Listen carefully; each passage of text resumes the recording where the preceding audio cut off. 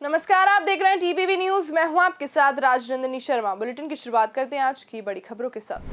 बीकानेर के सदर थाना इलाके में एक युवक की पतंग के मांझे से गला कटने से मौत हो गई। सदर थाने के अरुण मिश्रा से मिली जानकारी के अनुसार युवक अपने किसी काम से शार्दुल सर्कल के पास से गुजर रहा था, तभी अचानक उसके गले में पतंग के मांझे की धार से उसका गला कट गया, जिसे पीबीएम के ट्रॉमा सेंटर में ले जाया गया, जहां डॉक्टरों ने उसे मृत घोषित कर दिया। मामले में प्रशासन और पुलिस ने चाइनीज मांझे को लेकर पतंग और मांझे की दुकानों पर दबिश देने के काम शुरू कर दिए हैं।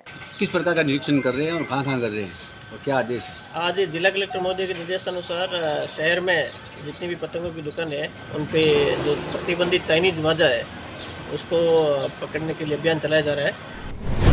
बीकानेर में शहर की अनेक समस्याओं को लेकर निगम की प्रतिपक्ष नेता चेतना चौधरी की अगुवाई में विपक्षी पार्षदों ने आयुक्त से मिलकर समस्याओं के निराकरण की बात कही। इस दौरान कांग्रेसी पार्षदों का कहना है कि शहर में सफाई व्यवस्था बदहाल है, डोर टू डोर कचरा संग्रहण नहीं हो रहा है, न तो पिछले वित्तीय वर्ष में निकाले गए विकास कार्य हुए हैं और न ही इस वर्ष के। ऐसे में बीकानेर की जनता अपने आप को ठगा सा महसूस कर रही है। इस दौरान नगर निगम के विरोध में नारे भी लगाए गए। जो भी बीकानेर की समस्या है उनको सुना जाए और उन पर गौर किया जाए और तत्परता से उनका निस्तारण किया जाए। समस्या यही है, साफ सफाई की। ऑटो टिप्पर का कोई अता पता नहीं है, रोड टू रोड सफाई नहीं हो रही है, व्यवस्था बिगड़ी हुई है, निगम में कोई बोल नहीं उठाता, कोई धनी नहीं है। इसके अलावा सीवरेज का है तो सीवरेज का टेंडर पहले 1 करोड़ का था, वही टेंडर इन्होंने 2.5 करोड़ का कर दिया। ऐसी क्या महंगाई आ गई, उसी टेंडर पे ये 2.5 करोड़ लगा रहे हैं। और जबकि वार्डों में 40-40 लाख का काम था वो आज तक इन्होंने नहीं करवाया। दूसरा वित्तीय वर्ष आ गया, पीछे वाला भी नहीं कराया। और अब इन्होंने जो पास किया है वो 25 लाख का किया है, उसमें भी इन्होंने कट कर दिया है। तो जब शिविर के लिए इनके पास पैसे आ सकते हैं तो ये छोटी मोटी आम समस्या, सफाई की पेच वर्क है, वार्डों में जो भी समस्या है उनके लिए ये क्यों नहीं दे रहे पेमेंट। बीकानेर में वेटरी नगरी ऑडिटोरियम में आयोजित समारोह में बार एसोसिएशन ने 50 वर्ष से अधिक वकालत करने वाले वरिष्ठ अधिवक्ताओं का सम्मान किया। कार्यक्रम का आगाज मां सरस्वती के समक्ष दीप प्रज्वलन कर किया गया। वहीं सम्मान स्वरूप श्रीफल, शॉल, साफा और अभिनंदन पत्र भी प्रदान किया गया। समारोह में अतिथि के रूप में सर्वोच्च न्यायालय के न्यायाधीश दिनेश माहेश्वरी और उच्च न्यायालय जोधपुर के न्यायाधीश विजय बिश्नोई मौजूद रहे। अजमेर की अराई में वन विभाग में कार्यरत मजदूरों को भुगतान नहीं करने का मामला सामने आया है। मजदूरों का आरोप है कि ठेकेदार ने उनसे खाली कागज पर दस्तखत करवा कर उन्हें रवाना कर दिया। ठेकेदार उनका 1 लाख रुपए का भुगतान देने से इनकार कर रहा है। मामले में मजदूर अपनी समस्या लेकर जिला कलेक्टर कार्यालय पहुंचे, जहां मजदूरों ने जिला प्रशासन से गुहार लगाई है कि उन्हें उनका भुगतान करवाया जाए, जिससे वह अपने घरों को वापसी कर सके। समस्या सर हमारी यही है कि हमने सर वन विभाग माला में काम किया सर जी, आरआई के पास भोगाजीत के पास पड़ता है और राजेंद्र जाट के द्वारा सर काम कराया गया है और हमको सर पेमेंट नहीं दिया गया है और हमसे सर कोरे कागज़ में साइन करवा लिया गया है, यह बोल के कि आप अपने घर जाइए, मैं तुमको 2 दिन के बाद पैसा दे दूंगा।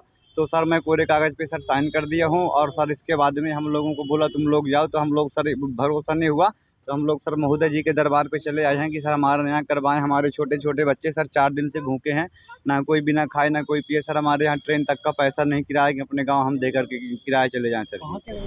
सुमेरपुर के तख्तगढ़ नगर में एक ज्वेलरी व्यापारी पर फायरिंग के मामले में व्यापारियों ने बाजार बंद रखा और धरने पर बैठ गए। व्यापारियों का कहना है कि नगर में इस तरह की घटना लगातार बढ़ रही है, जिससे पुलिस की नाकामी साफ देखने को मिल रही है। घटना की सूचना के बाद सीओ रजत बिश्नोई जाब्ते के साथ मौके पर पहुंचे, जहां व्यापारियों से समझाइश कर नगरवासियों को शांत करने की कोशिश की गई। कोटा के सिमलिया थाना क्षेत्र के भोरा गांव में एक 30 वर्षीय युवक के साथ उसकी पत्नी, सास, ससुर और साले ने लात घूंसों से कुदाली से मारपीट कर दी। घायल युवक को कोटा के एमबीएस अस्पताल में भर्ती करवाया गया है, जहां उसका उपचार जारी है। पीड़ित का कहना है कि पत्नी के कहने पर घर वालों से अलग हो गया और इसके अनुसार चलने के बावजूद भी पत्नी और सास ससुर द्वारा झूठे केस में फंसाने की धमकी देकर प्रताड़ित किया जा रहा है। इधर पुलिस का कहना है कि घायल युवक के बयान दर्ज कर मामले की जाँच शुरू कर दी गई है। मेरा नाम चौथमल है, बेटे का नाम सुनील है, सुनील वर्मा। और 2020 में शादी हुई थी और 1 महीने पहले अलग हो गया था, सामान लेके स्टाम्प लिखा के। और फिर इसके ससुराल में बुला के ससुराल ने, सासू ने और सालों ने, सबने बहुत ज़्यादा मारपीट करी है। इसकी कल मारपीट करी है।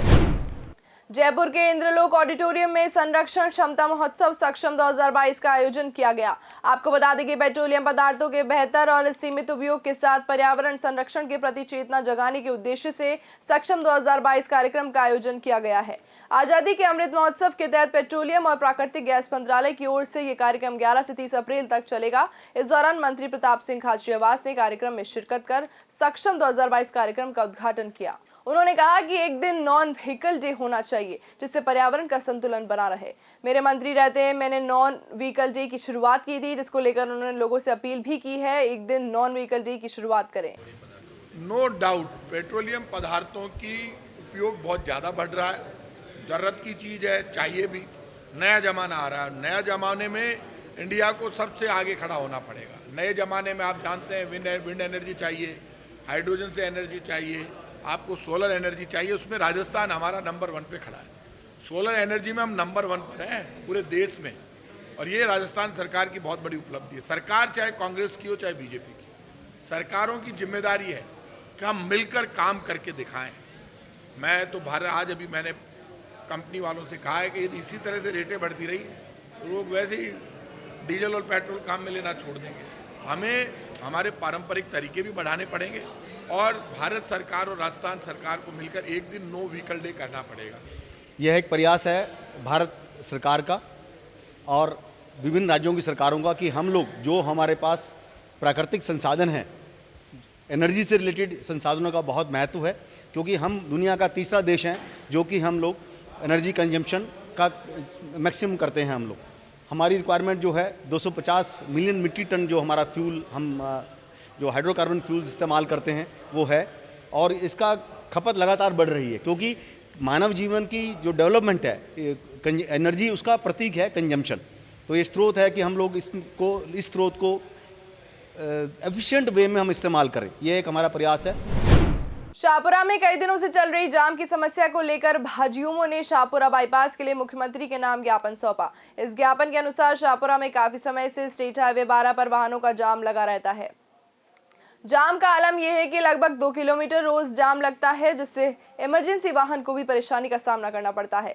साथ ही भाजयुमों ने चेतावनी दी अगर उनकी मांगे पूरी नहीं हुई तो जल्द ही उग्र आंदोलन किया जाएगा। आज शाहपुरा की बहुत बड़ी समस्या का भारतीय जनता युवा मोर्चा द्वारा उपखंड महोदय को ज्ञापन दिया गया। इसमें शाहपुरा की बहुत बड़ी समस्या है, आए दिन जाम लग रहे हैं। ये सारी भाजपा की सरकार में 2015 में किसानों का दाखिला 350 का दाखिला किया गया और प्रस्ताव पारित होने के बाद भी राजस्व स्वीकृति नहीं होने की वजह से ये बाईपास अटका हुआ है। बूंदी जिले के कापरेन थाना क्षेत्र में एक 30 वर्षीय महिला की जहर खाने से मौत हो गई। वहीं पुलिस के अनुसार मृतक महिला ने घर पर रखे अज्ञात विषाक्त का सेवन कर लिया था, जिसके चलते महिला की उपचार के दौरान ही मौत हो गई। मामले को लेकर महिला के पीआर पक्ष की ओर से किसी प्रकार की रिपोर्ट नहीं दी गई है। वहीं पुलिस मामले की जाँच में जुटी हुई है। तो कल इसके अचानक पेट दर्द हुआ। पेट दर्द में इसने कोई घर की जो दवाइयाँ थी उसमें से कोई दवाई ली और वो दवाई की जगह कोई जो भी खेत का कोई जो भी छिड़काव करते हैं वैसा नशीला पदार्थ था वो उसने पी लिया। वो विषाक्त पदार्थ पीने से कल उसको यहाँ कापरेन हॉस्पिटल में भर्ती कराया, वहाँ से रेफर किया तो यहाँ कोटा लाए और कोटा में उसकी मृत्यु हुई। फिलहाल इस बुलेटिन में इतना ही। देश दुनिया से जुड़ी तमाम खबरों को देखने के लिए देखते रहिए टीपीवी न्यूज़। नमस्कार।